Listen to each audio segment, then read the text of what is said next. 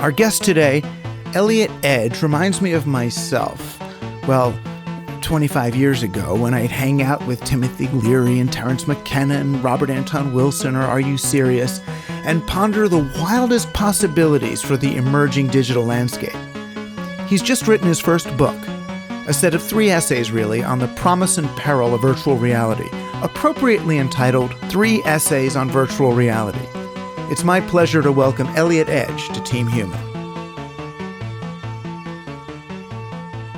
So it's interesting to me, I know, and I look at, when I read this stuff, it reminded me of in the mid 80s, after I got out of theater school and film school, the only way I could make a living was working as an editor at a magazine called Exposure.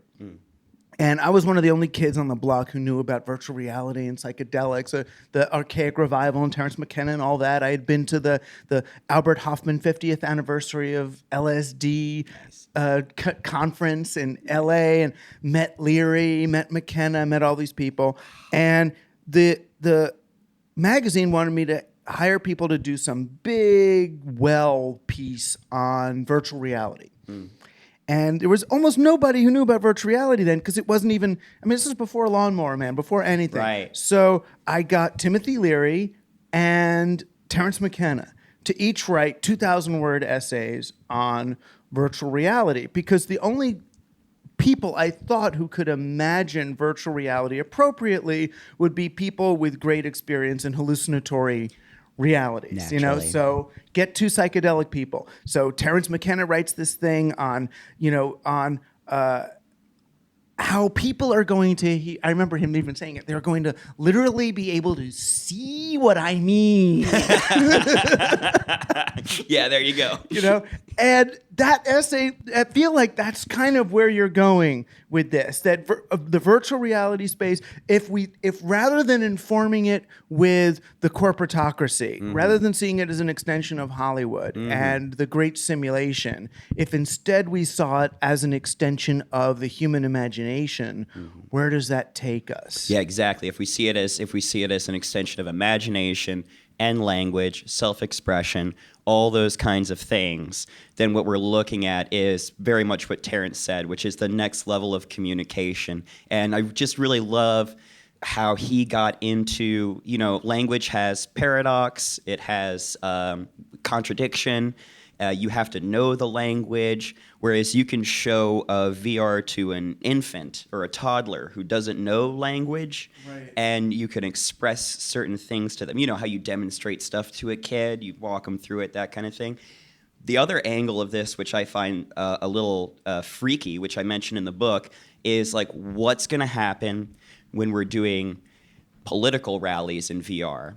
Or the mega church. Like think about the mega church, like Joel Osteen. What happens when he's like not just live broadcasting, but when you're in the VR mega church or boot camp, when you're brainwashing people to like learn how to kill people more effectively. So it's like there's those 2 angles, is that 1, it's such a powerful tool for indoctrination, and 2, you'll be able to see what I mean. So that's a paradox that I find really worrisome, actually. But there's also, so in the scenarios you're talking about, though, there's the possibility of how powerful are they the more accurate the simulation is. But for me, the scary part is how powerful are they when the simulation has been tweaked to favor certain things.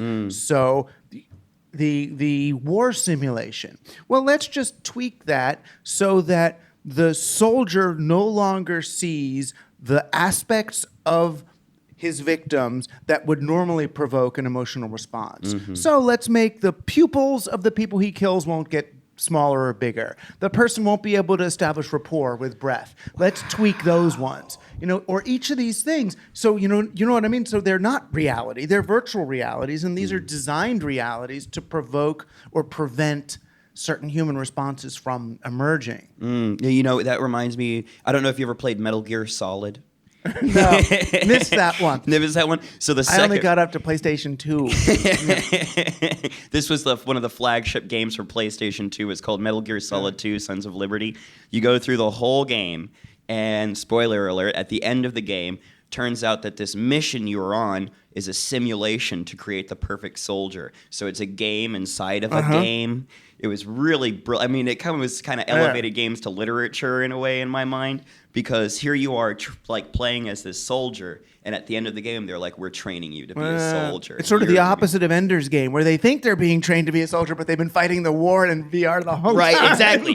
It's exactly that concept. Yeah, dude. I mean, the level for manipulation with VR is something that like we all have to. So what started that book was I was thinking about media literacy and the need for media literacy, which is what like you introduced me to through Merchants of Cool. I mean, actually, I've been wanting to be here since Merchants of Cool and like talking to you. No You're kidding. at the table yeah, now. Finally here, man. It took a while. Magic is real. So as I was conjuring with that, like media literacy, we all need media literacy. Then I was like, oh my God, we have to start talking about VR literacy, because media literacy is going to become VR literacy tomorrow. So the sooner we start talking about VR literacy, VR criticism, the better. Right, but when you talk about VR, you're imagining it as a better and better simulation of this, as opposed to is VR all digitally biased? In other words, is VR like CD records compared to live music? Ooh, I don't know. All I know is all the companies are going to hunt for fidelity. They're going to go harder and harder into fidelity, even if it gets to that Kurzweilian level of tapping into your spinal cord, like the Matrix, and giving you like, you know, what it was, nanomachines that give you a perfect simulation of your sensory inputs. It's going to want to go there. Like there's this technological impulse that we have that differentiates us from the rest of the species. Like we are, like other species use tool, but we have this urge to tool. We do, but the fidelity thing, the fidelity question always, and this is almost a different conversation, but you watch a movie and it's got different fidelity than the crispest 4K, 16K, whatever video thing. Right. And it's like, they can get it so crisp. I was watching that Great Gatsby or something in 4K on one of those super monitors, and all of a sudden it was just like, this no longer looks like a movie to me. It looks like something else. It's like, it almost loses its transmission because it's gotten too crisp, too cold. That is true. Like I hate the frame rate change on them TVs where you just walk by them and it's like, there's something grotesque about the loss of the frame rate. Yeah. You know, it used to be so beautiful. Like you watch Pulp Fiction and you know, like whatever film, celluloid you're watching. You see it on one of those crisp TVs that they got now. Yeah. My dad's got one of those crisp TVs. I can't watch a damn thing on it. It's like, no, you're right. There's like, as they attempt to go into fidelity, it feels like that, you know, the uncanny valley will always be lurking in the shadow and we'll be like trying to fight it off. Because fidelity is not a question of resolution. There's something else. I mean, that's sort of part of what Team Human is about, you know, but there's something else. When you watch, you know, a Kubrick 2001 and even Chris Nolan, you know, Mr. Digital Reproduction he's the one who restored the original Prince, and they did that revival of 2001 last month. And it's because the emulsion does something different. Yeah. You know, but that's the more psychedelic side of your story. Yeah. You know, psychedelics are emulsion compared to compared to VR. Or that anti-frame rate thing. Yeah, psychedelics are celluloid and emulsion. Yeah. Oh, cool. But you bring them two together. So the three essays. First one's scary one. Right? The first one is Overlords. And actually, I don't know if I think the second one is probably scarier, because the second one is just about how all culture is analogous to virtual reality. Right. The first one is more an argument that if the universe is a computer simulation, then we're supposed to figure that out. It's not supposed to be hidden. It's something that's always going to be found out. Because like if we're kind of dumb primates on this rock destroying our planet, and we're able to conjure with the possibility that we're in a virtual reality, and if it turns out that that's true, it's probably commonplace throughout the universe to figure out that you're in a virtual reality. That's probably something that the quote-unquote overlords expect. Right. When will they figure out that they're in a simulation? Right. And then what will they do? Well, then what can we do? Well, in the essay, I think it would be kind of interesting to kind of build a monument to our overlords, like 2001, like put it in the middle of nowhere, Like Do the opposite, so that the big obelisk is us talking to them. Yes, exactly. Instead of them talking to us, or make a huge statue of Morpheus or something like that. Like, and they'll get the gist, I think. And what I think will probably happen, actually, is a lot of weird paranormal phenomenon around there, like crop circles or something like that. Like these liminal experiences will probably show up if we make a giant monument. I mean, they'll talk back to us. Yeah. They'll talk back to us, but they'll do it in some like coy way where they'll be just as playful as ever. But yeah, I wonder what would happen if we started establishing dialogue with like the larger consciousness system. But if we are, I mean, so do you think that we are in some simulation that some grad student is doing somewhere? You know? Yeah, I do. Really? Yeah, I kind of bought that. I bought it. Yeah, and just because you buy it because it seems more probable that we'd be a simulation, one of zillions of simulations, than that we are one of the unique points of biological life. I think it's very probable. I think it's like really probable, and there are different flavors of the simulation hypothesis out there. My favorite one is Tom Campbell's. He's from NASA, Department of Defense. And he Army writes books and stuff? Yeah, he got a great book out there. It really changed my life. It's called My Big Toe, My Big Theory of Everything. And it's an 800-page brick.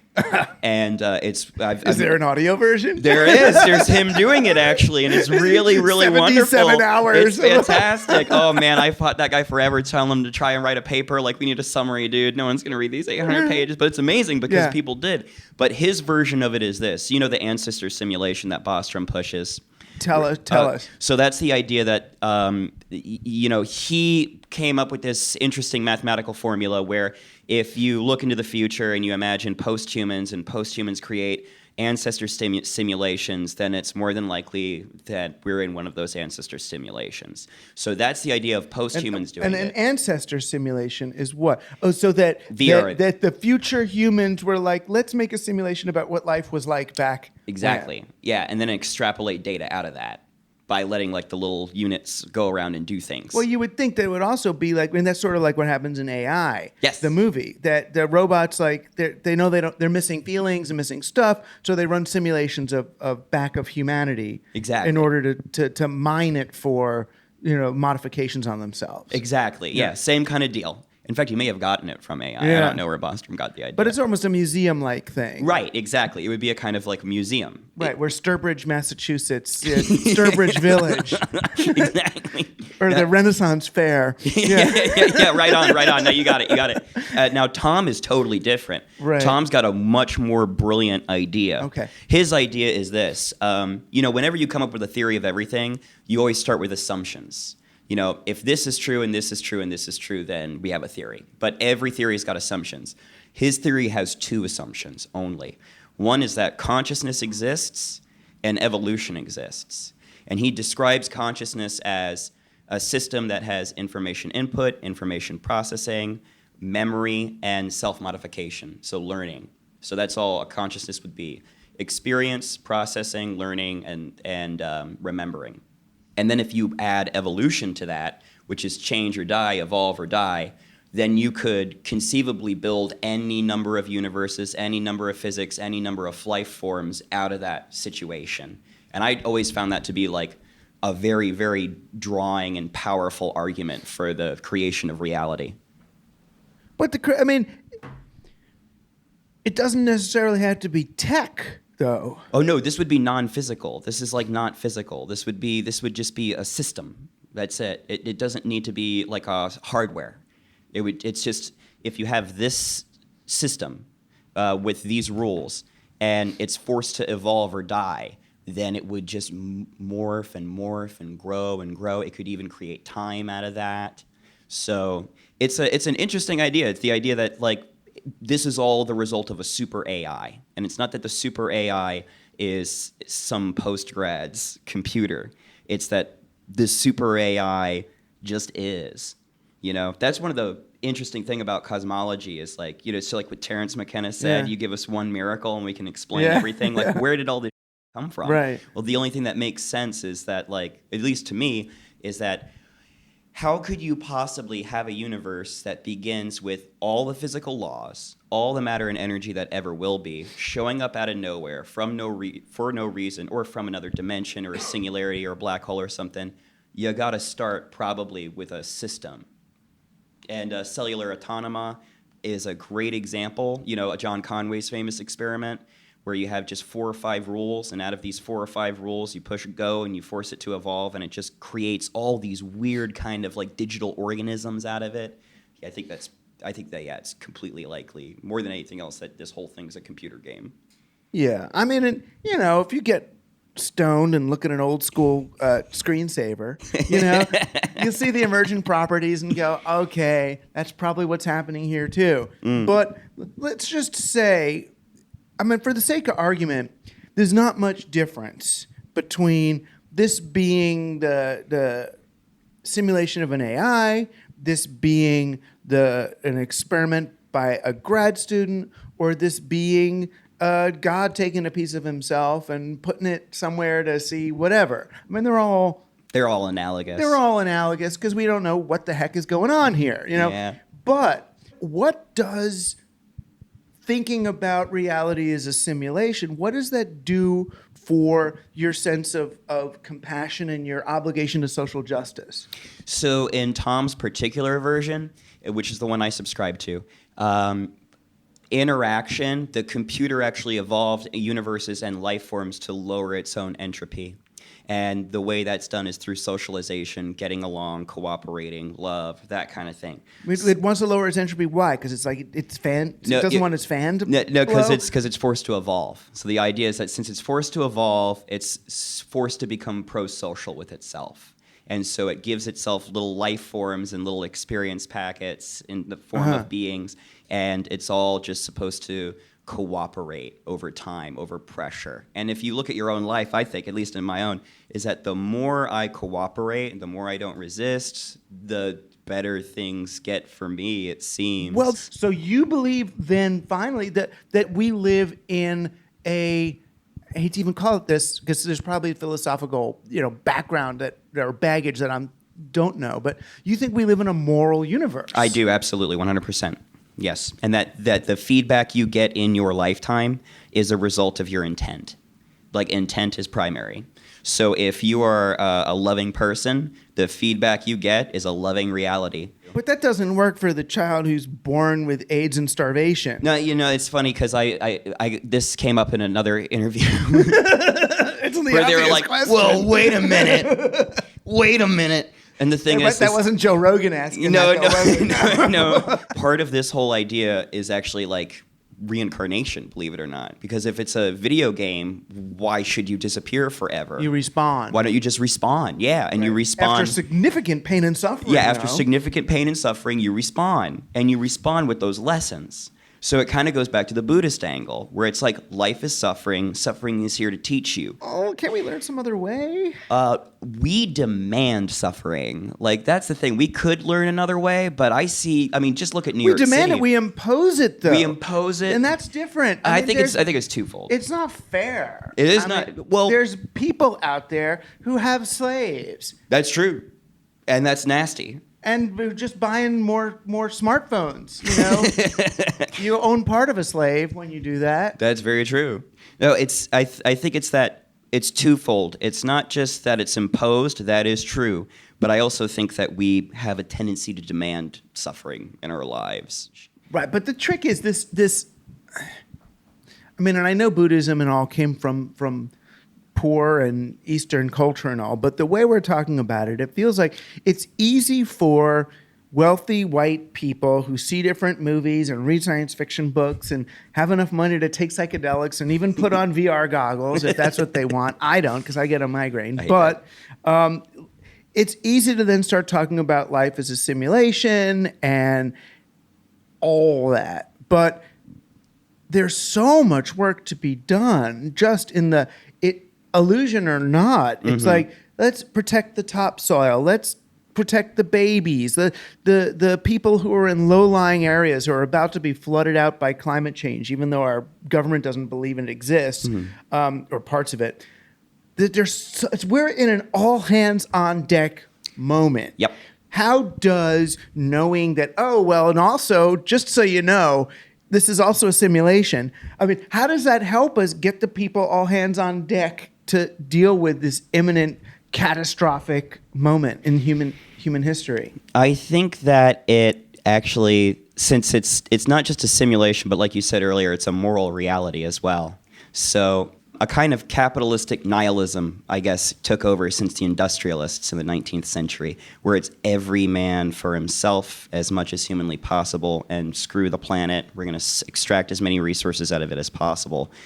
But if it's like a karma-based moral universe that also happens to be a simulation, it's not that like, well, I'll just kick back and like let the fireworks happen. It's more like you have to do something now because you actually showed up to do something. You were actually born to do something, rather than just accrue wealth or hypercapital or whatever it is. So that's the particular angle I take with VR, with the universe as a simulation.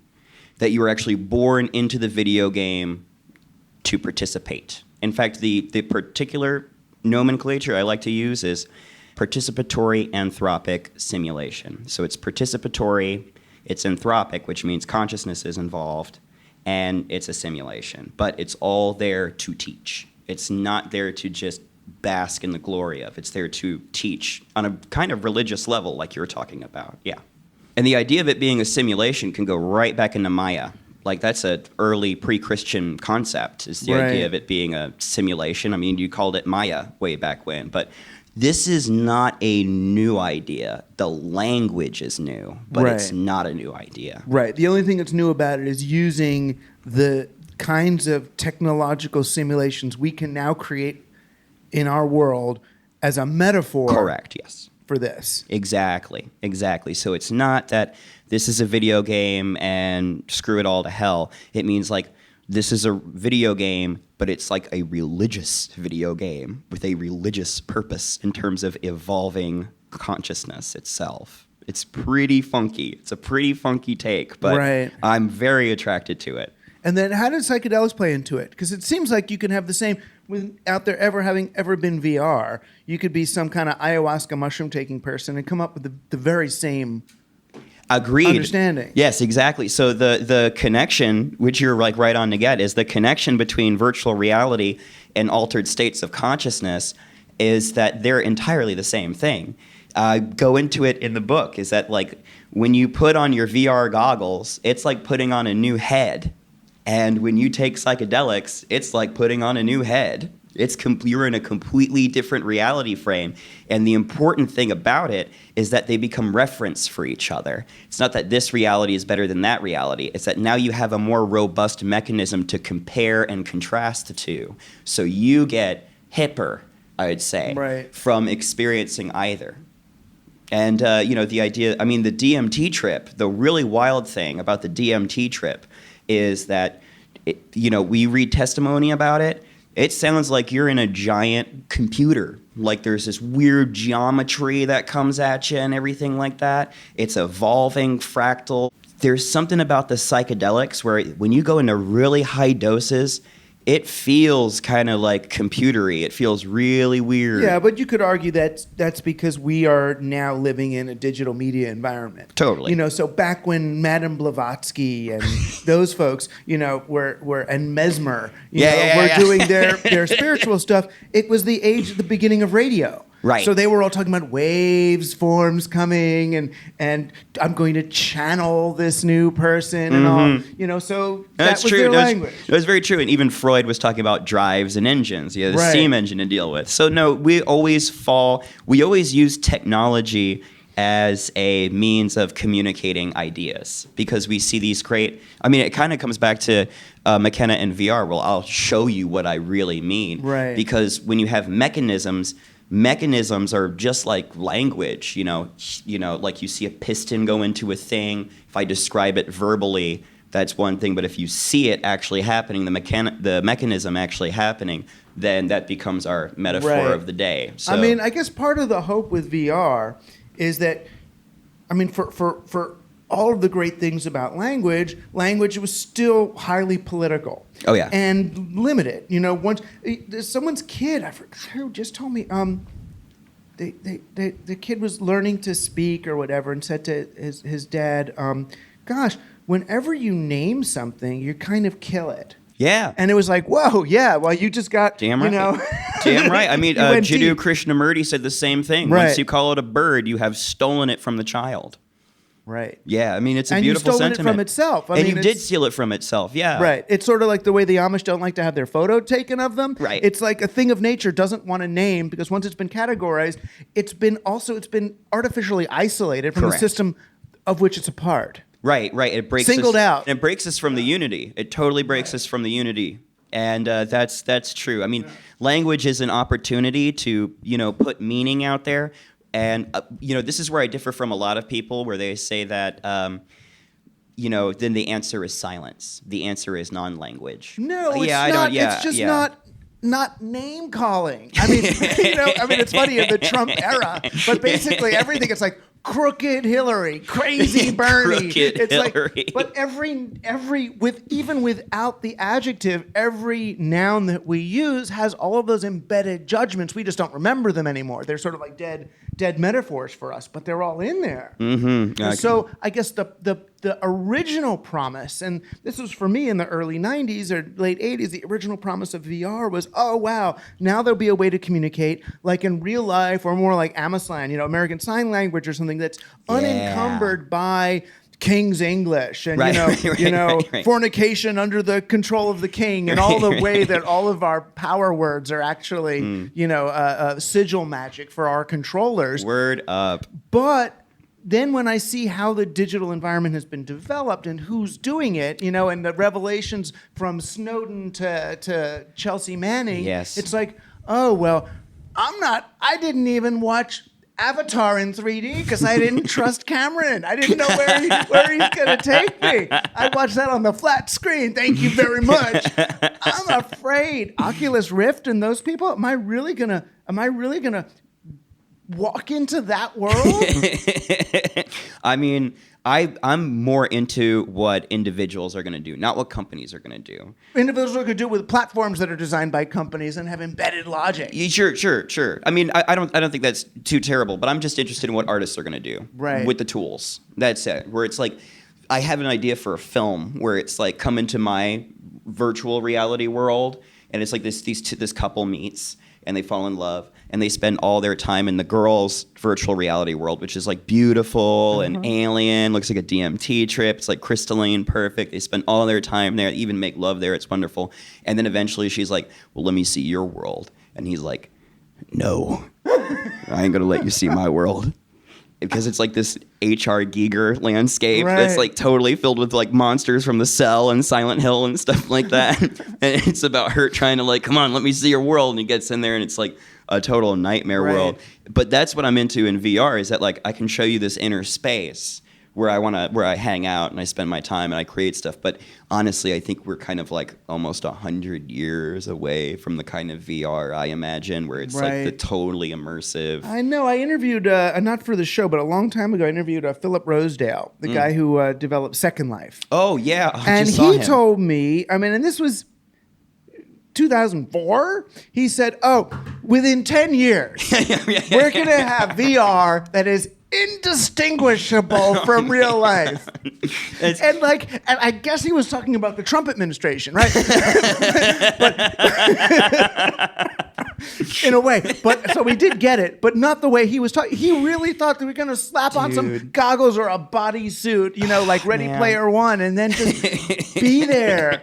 That's a long ways off, right? I just saw him at VRTO in Toronto. Oh, so you go the Karam. I was hanging out with him. Great. Yeah, well, man, and I met Brett from Lawnmower Man. I met Brett. Oh, he you was did? so awesome. We had I threw after party after after party for about 5 days with all those guys. I could not stop hanging out with them. I just fell in love with Toronto. Fell in love with all of them. But yeah, Philip gave his pitch for his next Second Life idea or whatever. And the beginning was great. He's got a great hook. Like the first 10, 15 minutes. Where he's like J.J. Abrams. Yeah. Great I was just ideas for movies. oh my God. I was on the edge of my seat. I was just tingling. And then he got to his pitch. And I was like, oh man. Because he was like, first of all, he stacked up these kind of arbitrary numbers. I'd hate to say it, but what people are going to do in VR. and one of them was virtual travel, quote unquote, well, teleconference. You know what I mean? Yeah. And he said that was number one, and I just leaned back in my chair and I was like, porn. Number one is going to be porn. Get real, dude. Well, it's a form of Porn. teleconferencing. Yeah, I suppose it is. Yeah, right. To But he said virtual travel. And then the other thing was this, and this kind of like really upset me actually, is that the thing that made Second Life really great was that everyone could code. Like, you know, they gave you a couple of tools and everyone could code their own tools and stuff like that. But he started rapping about like infusing a blockchain in there, so there's like digital property. And all I could think about was like, you know, the whole anarchic point of the internet and computers was to destroy scarcity. You can copy a file and share it forever. Now when you infuse that with the blockchain and like you only get it, like if you pay, you know, there's like a little tag to it, you can't share it anymore because it's on the blockchain. And I was just like, this is like the internet and computers are supposed to be about anarchy. They're supposed to be about sharing stuff and ending scarcity. And here we are artificially creating scarcity in a digital environment. And I was just mad as hell. I was just like, and then he's like, we're going to create a whole Second Life planet. And, you know, it's going to take 1 million computers to like, he's like, there's already enough computers in the world to power this. And I'm like, all I could think of is like, great, we'll be burning energy on this planet to go into a virtual universe where I'm buying digital off a blockchain. Turn off everybody's pacemakers and the baby's incubators. We need these resources for something much more important. So I was like, why don't you just turn the moon into a computer while you're at it? And we'll get a fake planet and everything. I was like really turned off. I was really disappointed. Well, it is weird. I mean, there's this. I was just thinking about this yesterday that maybe the blockchain thing is a way of convincing capitalism. That's it. Well, look. Create artificial scarcity. We could do this. It's like you could do. It's like they're not paying attention to computers. They're not paying attention to the decentralized possibilities. No. Oh, I know how we can get them to pay attention. Look, the computer can literally make money.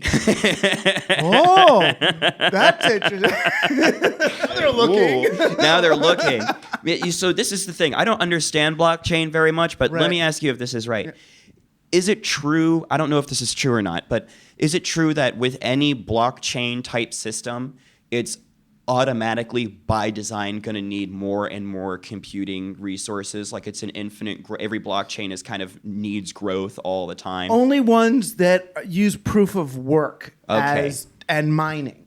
Okay. So you can still have a blockchain that's just pretty good privacy. That's just encryption. Okay. And no mining. It's just they won't necessarily have tokens. Gotcha. But so as long as you're mining, if you're doing a genuinely, if you're doing mining, then you're mining. And that's resources. Right. So you're looking for gold. You're reifying gold. What a waste of time. When you really think about like what computers like, remember, so like when the PS4, the PS3 came out, you could use the computing resources on there to help like crack some cancer thing. Right. I don't know if you remember that or not. I don't remember the details, but you could use your excess computing power to like solve medical problems. Here we are using computing resources to do meaningless equations that result in nothing.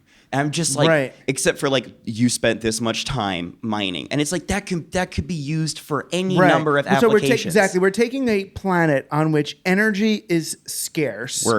And we're burning the largest bonfire in the history of our species just to prove that our money has value. I'm so against all this. I'm so against all this. I hate all this so much. That's a bad simulation. That's a bad simulation. Right, but that's what it is. It's a simulation of money. It is. It's a simulated currency. Like, the only thing I want is, like, you know, I'm not going to mine. I'll accept a Bitcoin, but I'm against mining. I'll accept a Bitcoin donation, but I'm against mining. Yeah, 100%. Well, there's other ways of using blockchain that are much less frenetic. But it still feels like right now it's a solution looking for a problem. Right. It's like, is the problem that we don't have a good enough ledger? Right. No, the problem is that we have a financial system where the you know, or the fiat currency. Right. So we could all keep better track of the fact that we're screwing the poor. Right. Great. With ever greater granularity and precision. The 0.01%. I know which follicle I'm hitting them on now. Yeah, exactly. Yeah. So 3 essays on virtual reality. We got 3 main essays. Yes. Overlords, civilization, and escape. Plus a wonderful introduction. I liked the escape essay the best, but that's Oh yeah. I'm a what do we do now kind of guy. I agree. What do we do now? Well, I think we should do some retreat and get those hyper-capitalists, up to speed, Because you're talking about building bunkers and hiding. Right. I know. That was this essay that went nuts. I met these billionaires, right, who were like, how do we maintain control of our security force after the event? Talk about escape. I mean, and some of them do believe in the simulation.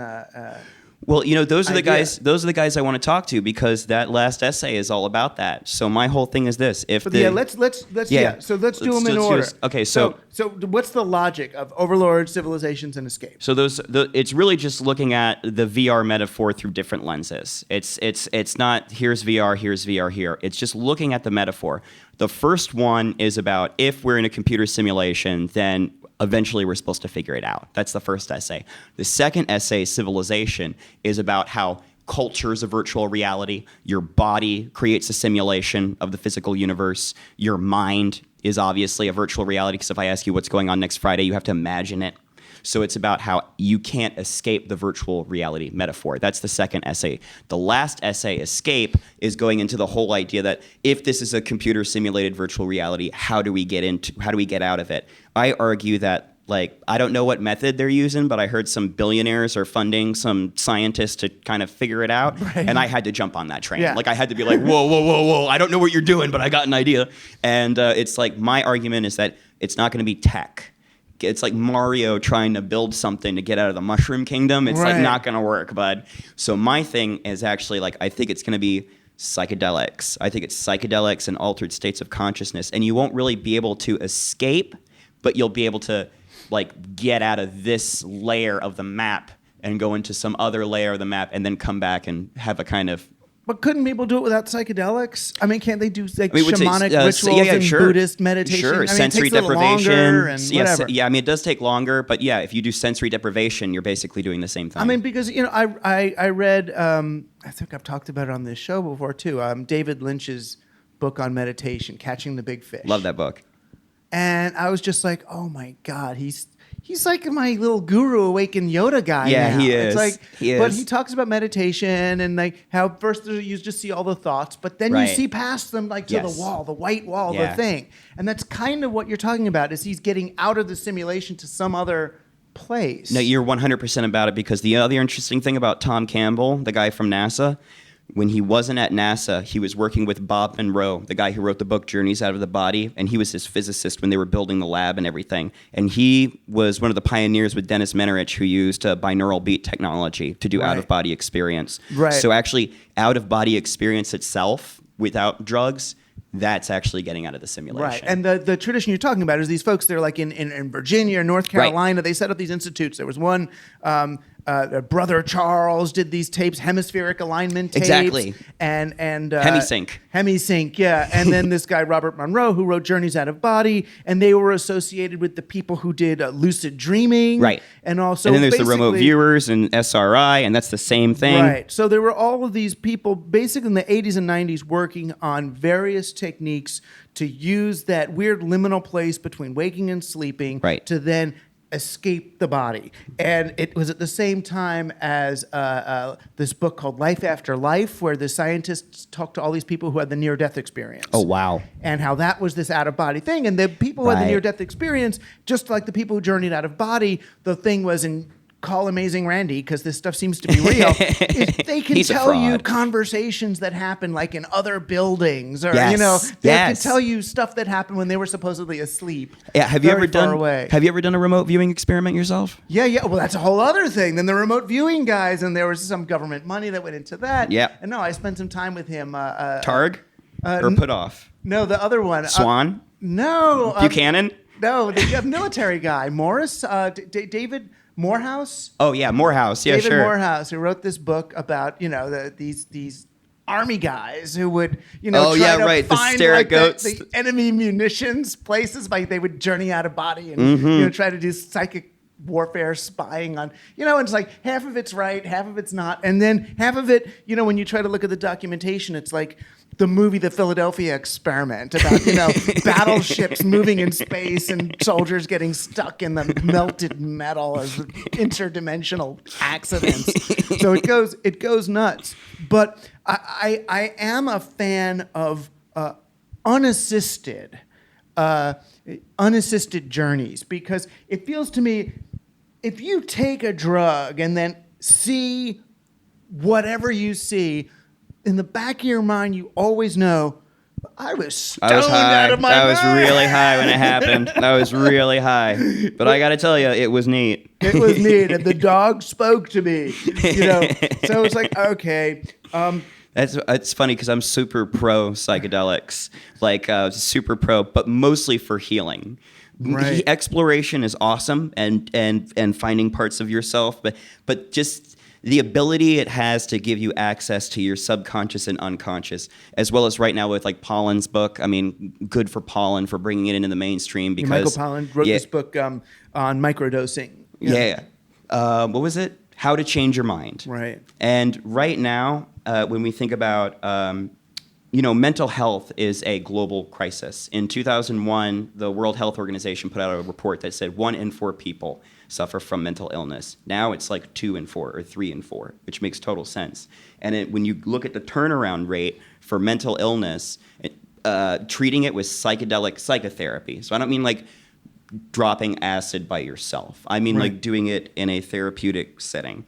When you stack that data against the last 30 years of pharmacology, Prozac, Paxil, Wellbutrin, all that stuff, can't hold a candle. Well, there's two different metaphors or two different models of healing. One is, how can a person with a mental illness maintain that mental illness and still function in this reality? Mm-hmm. Well, then take a daily antidepressant. That's right. If you want to actually, this person's is walking around with a distorted lens or a confusion, or is still bearing the weight of something that happened, if they want to, I hate to even use a word like this, but get better, if they want to transition, if they want to move on, that's something else. Mm-hmm. And then if you go to some psychedelic session, it's like you might do this thing once. Yeah. You know what I mean? Yeah. Let's just talk through it. Yeah. So when you go, the South American shaman who takes you through an ayahuasca, they call it a cleansing. Yeah. I mean, they look at it's the same way you'd go for your colonoscopy or something. Yeah. I guess not, or a colonic or something. It's sort of a psychic colonic. It's like, oh, wow, you're really holding on to this stuff your mom was doing to you when you were little. Exactly. Or you're really, I understand you're worried about politics and all that, but you have a personal attachment that you need to let go of in order to be more effective. And so I saw a wonderful premiere of a movie that everyone should see. It's called From Shock to Awe. So it takes the shock and awe meme and makes it wonderful. And it's about veterans from the Iraq and Afghanistan war who are utterly crippled by PTSD, totally crippled. It is so bad that they basically fear for their children. That is how dead inside they are. They are so desperate, they do something like, one of them did 90 medications over a 4-year period. It's unreal. I mean, when this movie started, I wept. When it ended, I was still weeping. The movie is about how they go from this unbelievable trauma, this totally life-crippling trauma, where you can't even drive down the street because you're watching for an IED. That's how bad it gets. They do ayahuasca ceremony, and they totally transform. It was one of the most beautiful films I've ever seen. I really, really, I think every American should see it, and I really think it should be screened before Congress. What's funny, you look at that, and then you compare that to 60 Minutes did a piece in the 1960s about psychedelics being used for alcoholics. Yeah. And they were all getting healed. Like without 12 steps of that, they were just like, boom, gone. And it was right before they were made completely illegal because, I mean.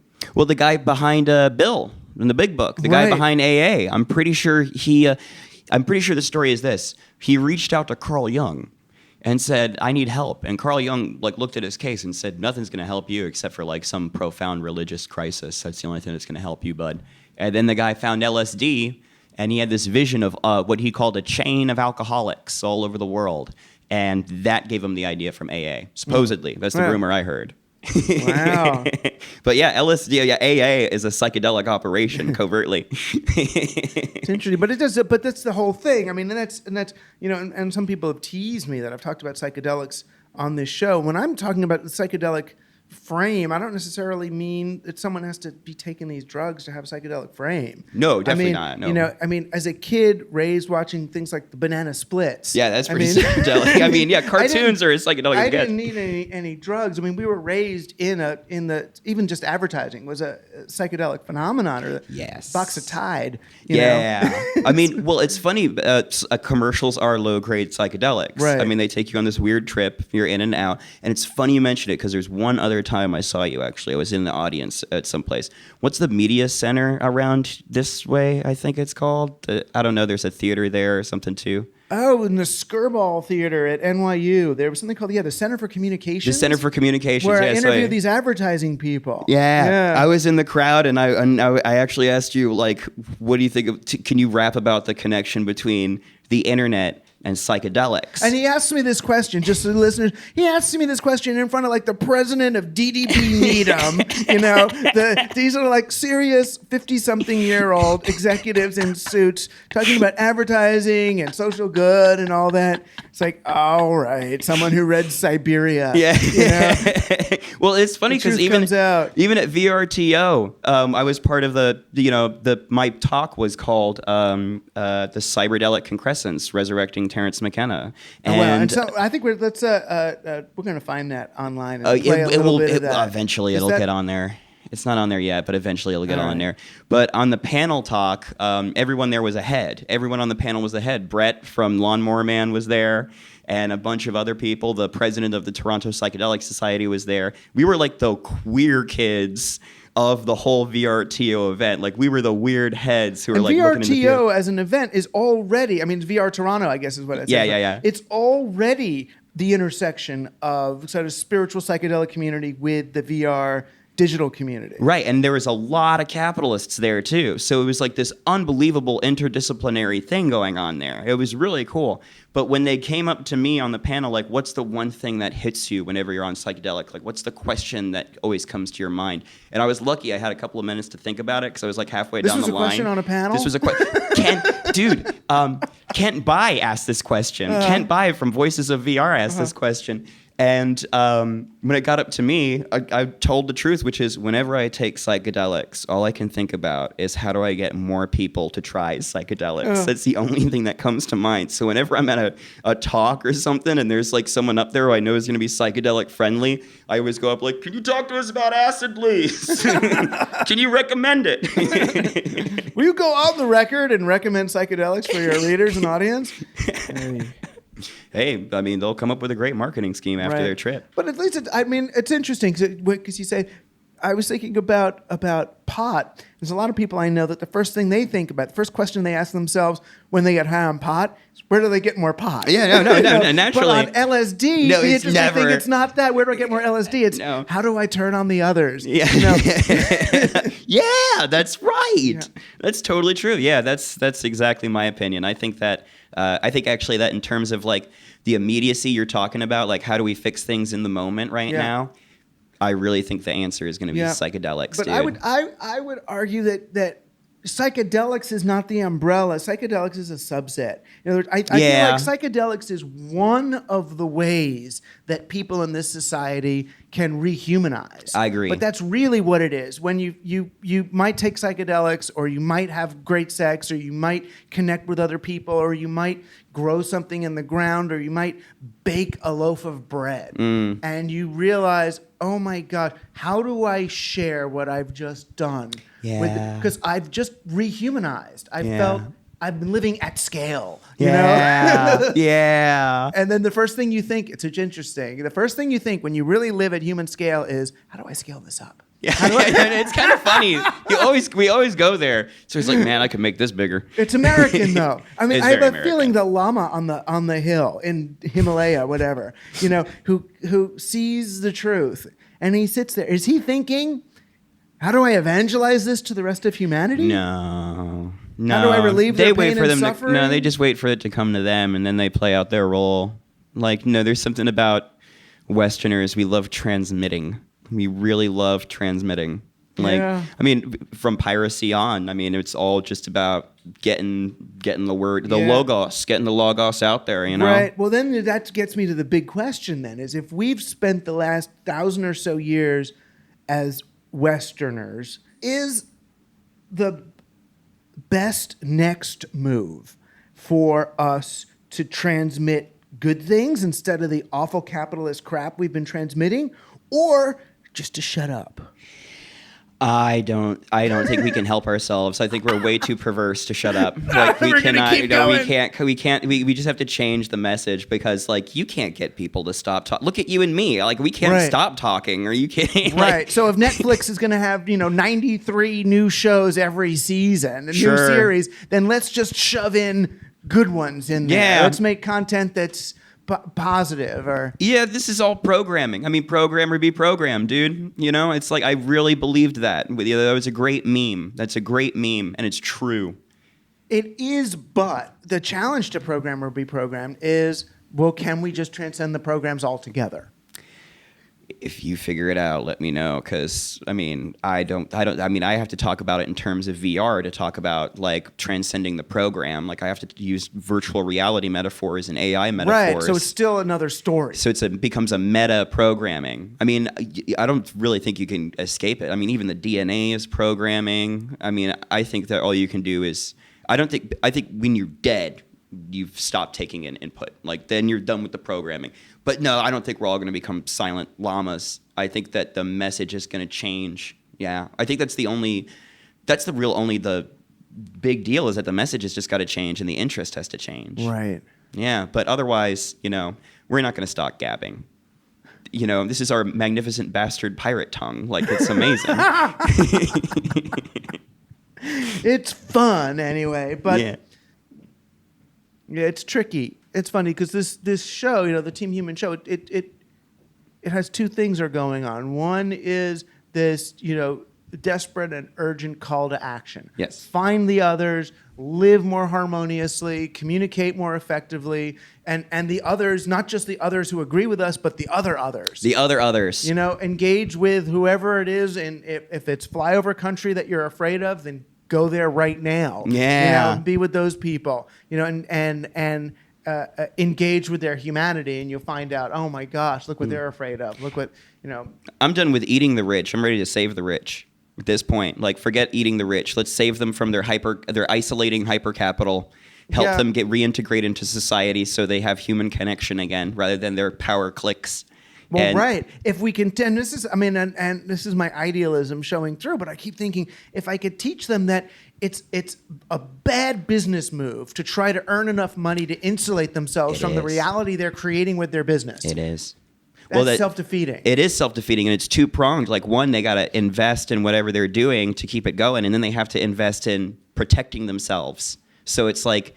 And the world gets worse around them. And it gets worse around them. Go. And they don't dig it. I don't believe they dig it. I think that they get off on certain financial moves, but there's plenty of super rich people I've met where they're like, I am so bored.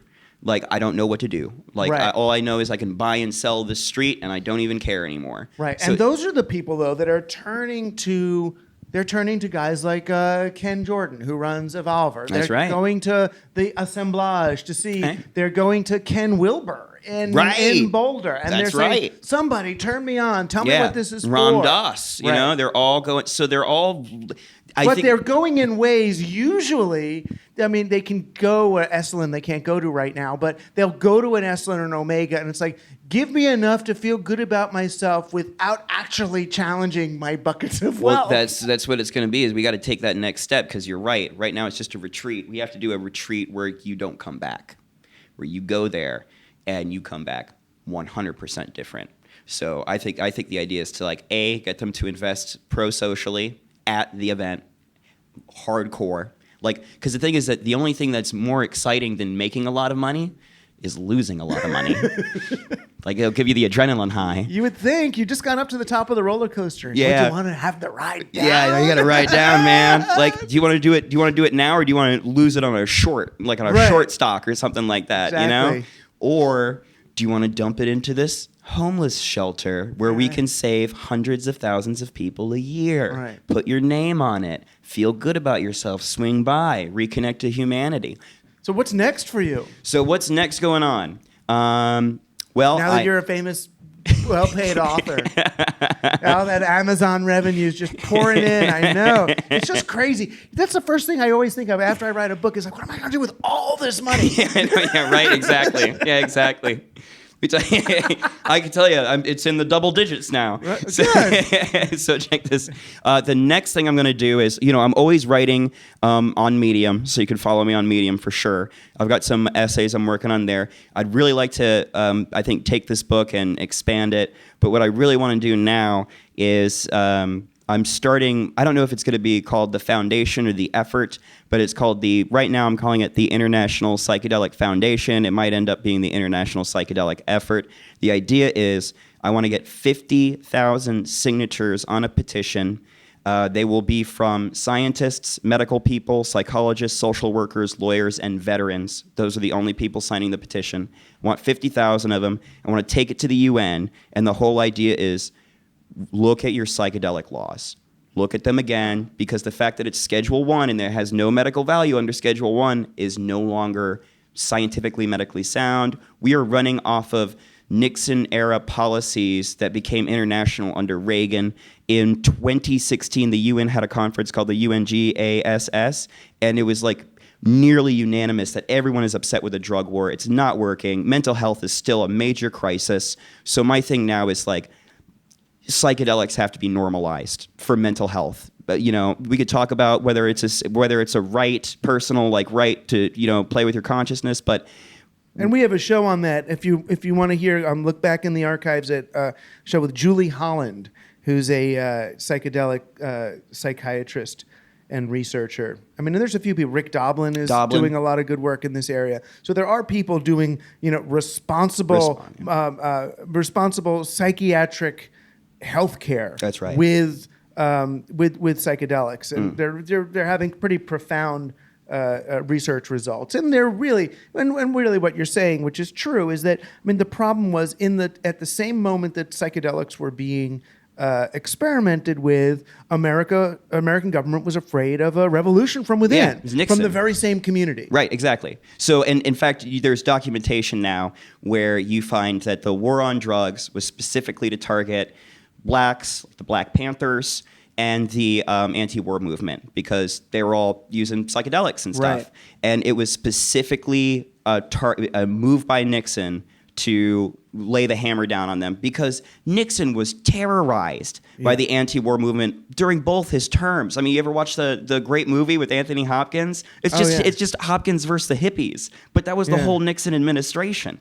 And what we have now is, Reagan forwarded the agenda. We have 40, 50 years of the war on drugs. It's a total failure, and it's held back medical science. And people do not need to suffer as they do. But it's a time-tested way for funding wars. Absolutely. So and, we'd have to figure out another way to pay for killing. But once we do that, they were good. We can get our drugs again. Oh, they get them on the blockchain. Pentagon on the blockchain. Put war. That's it. Oh my God. Can you imagine? You heard it here, folks.